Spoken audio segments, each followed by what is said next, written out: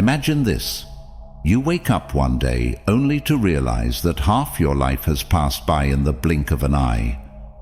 What if I told you that the key to reclaiming your time, to living not just longer but deeper, lies in the wisdom of ancient philosophers who faced the very same existential dilemmas we encounter today? Yes, I'm talking about Stoicism, a philosophy that isn't just about enduring hardship, but about transforming your life into one of purpose, resilience, and fulfillment. We live in a world brimming with distractions, where our peace of mind is constantly under siege by the next notification, the next trend, the next thing we're told we must buy to be happy. But what if happiness isn't out there but within? Stoicism teaches us just that. The art of finding contentment in our control, focusing on our actions, and accepting what we cannot change. So if you're feeling stuck, if you're wondering why that latest gadget didn't bring the joy it promised, or why the grind leaves you more exhausted than fulfilled, you're in the right place.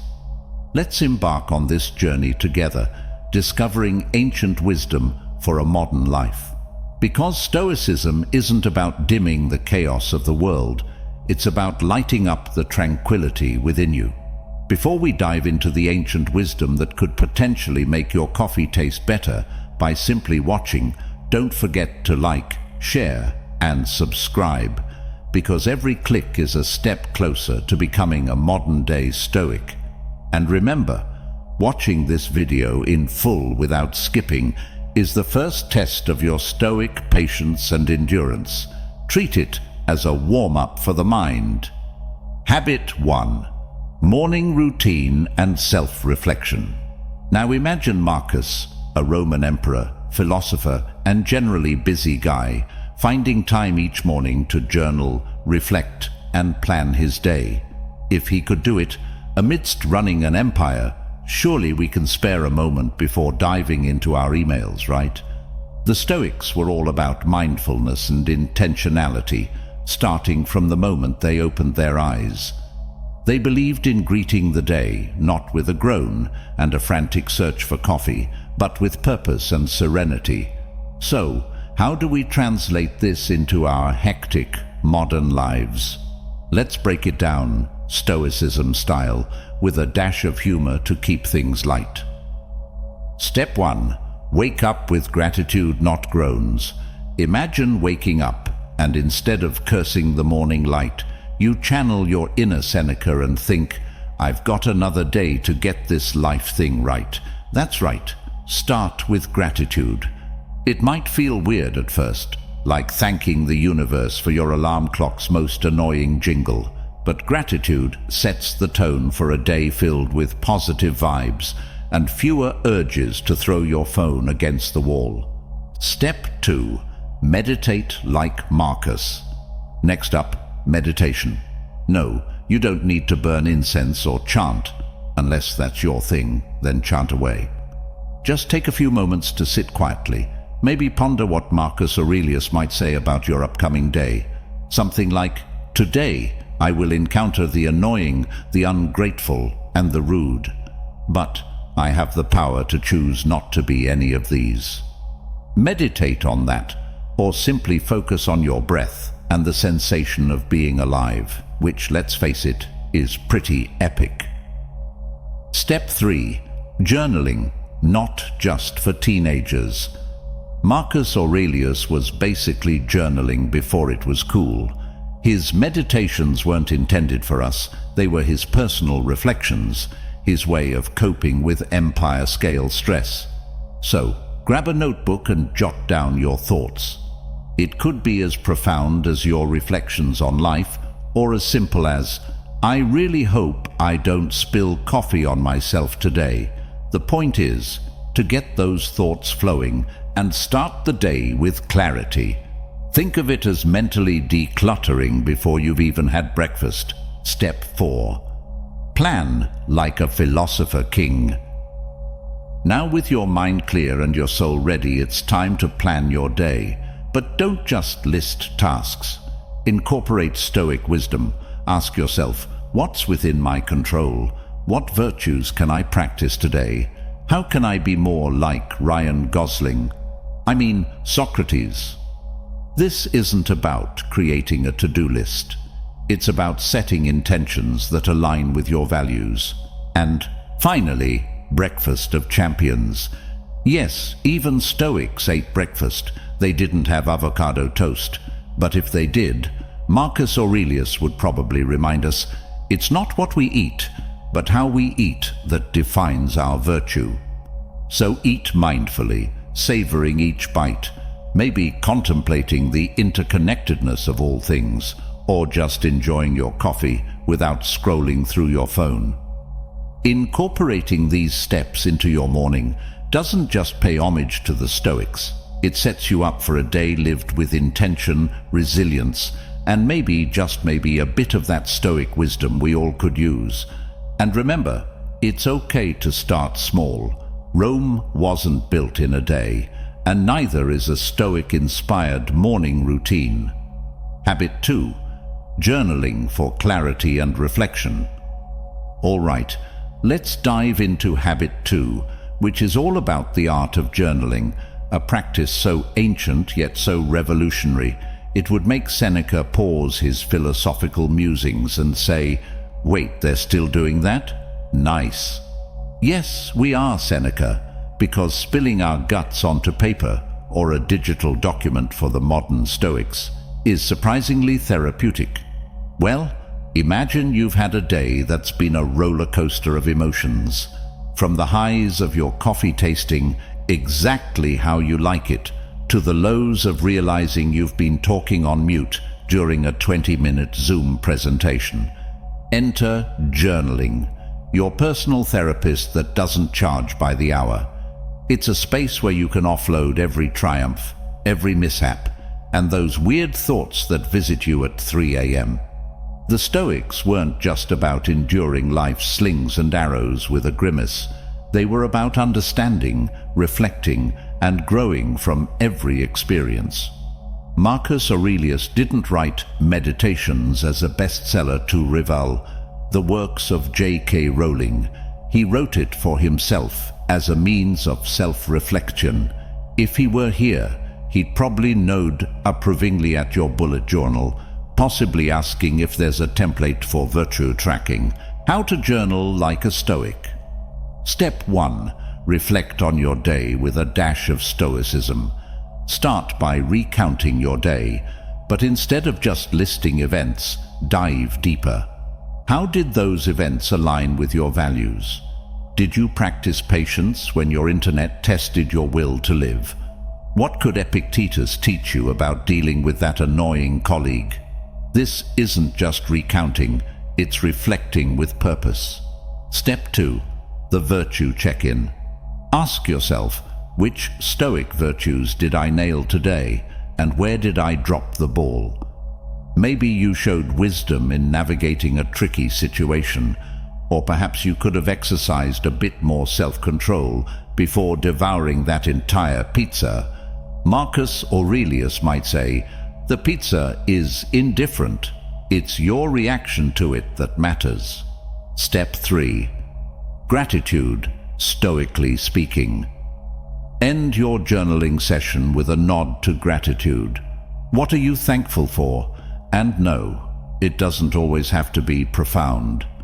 Being grateful for that perfectly brewed morning coffee counts. Seneca might have been onto something when he implied that happiness doesn't require complexity, but appreciation of the simple things.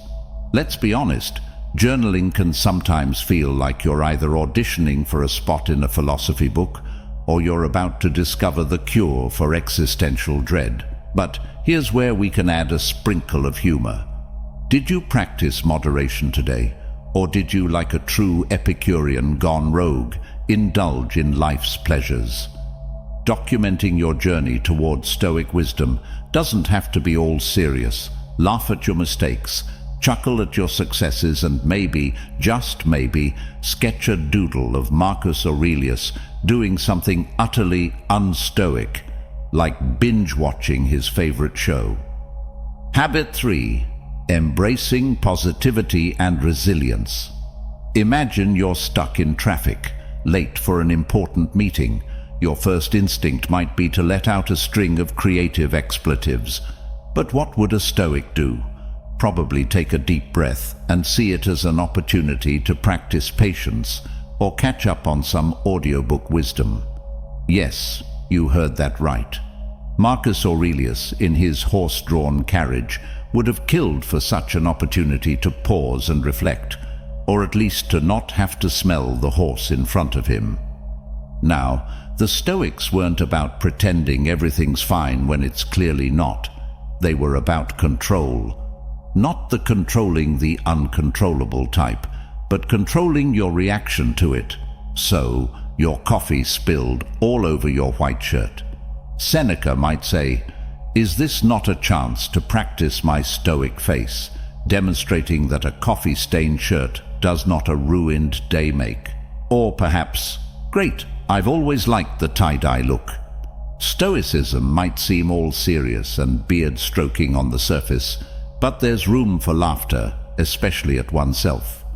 Finding humor in adversity is a way to practice resilience. Didn't get that job you wanted? Perhaps the universe is saving you from becoming the office coffee fetcher. Remember, every misstep is not a fall, but a new dance move in the choreography of life. Marcus Aurelius probably never danced a step in his life, but if he did, you can bet he'd do it with Stoic grace, or at least a good sense of humor about his two left feet. Let's talk about reframing, a technique that's as Stoic as it gets. It's about looking at your overcooked dinner not as a culinary disaster, but as an experiment in creating charcoal, or viewing a rainy day not as a mood dampener, but as nature's way of saying, "Hey, maybe take it easy today." It's Marcus Aurelius in the rain, without an umbrella, pondering the impermanence of life, or maybe just enjoying the sensation of being alive and wet. Habit 4. Minimizing distractions for purposeful living. In a world where our attention is the most coveted currency, being Stoic about where we invest it is revolutionary. It's like choosing to invest in the philosophical equivalent of a high-yield bond over throwing it into the volatile stock market of social media and 24/7 news cycles. Marcus Aurelius might have said, "You have power over your mind, not outside events. Realize this, and you will find strength." Today, he'd probably add, "And turn off those notifications."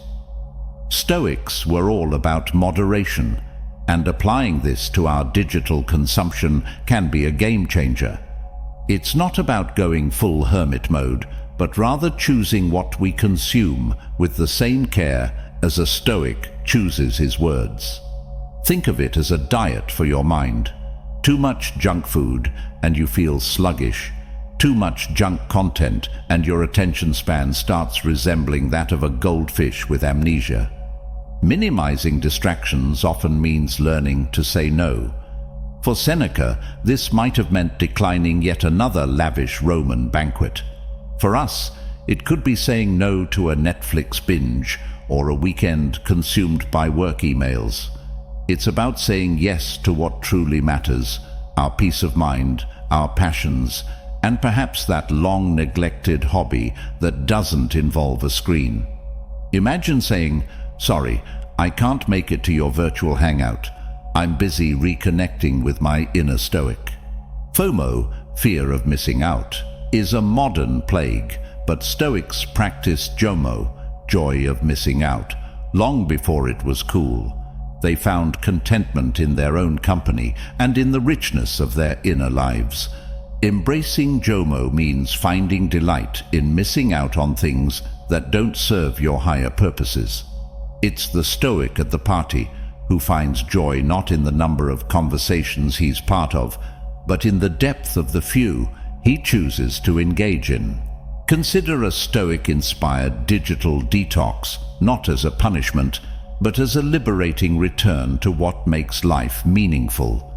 It doesn't mean you have to renounce the digital world entirely.